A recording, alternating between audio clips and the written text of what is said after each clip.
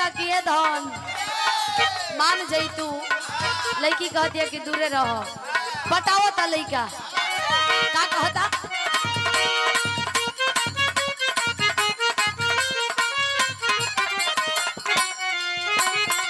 अरे हमारा बोलो ना कहियो बैठ के सतन देखी ना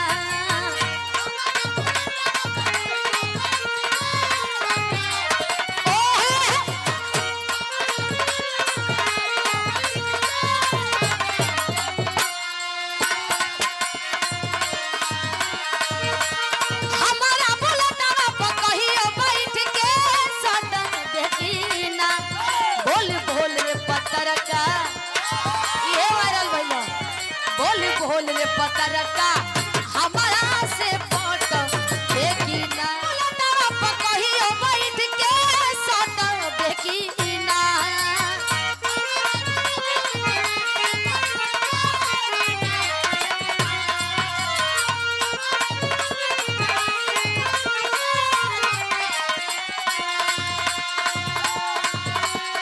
अरे हमारा बोला कहियो बैठ के बोल बोल रे पतरका ए बोल बोल रे पतरका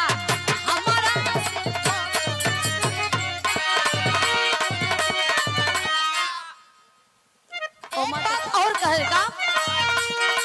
जब के हासे ले तबगी या में फूल झरे लगा बगी याद फूल झरेला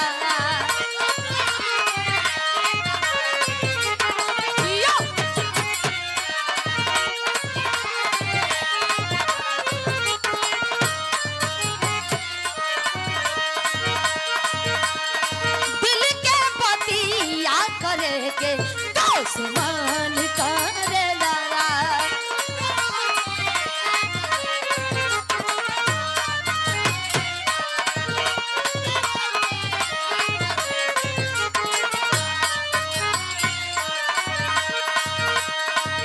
अरे मधुओ से मीठ तोर बोलिया रे करे गलिया से बलिया ठीक लिया रे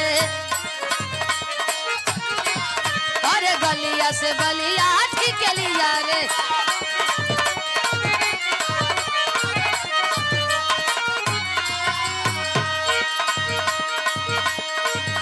अरे मधुओ से मीठ तोर बोलिया रे करे गलिया से बलिया ठीक लिया रे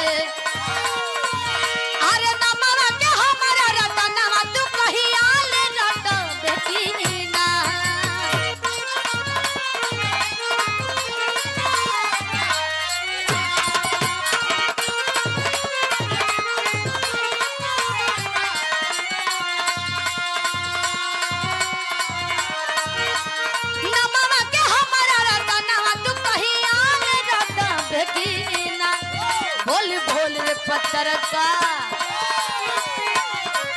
बोल बोल रे चकरका हमारा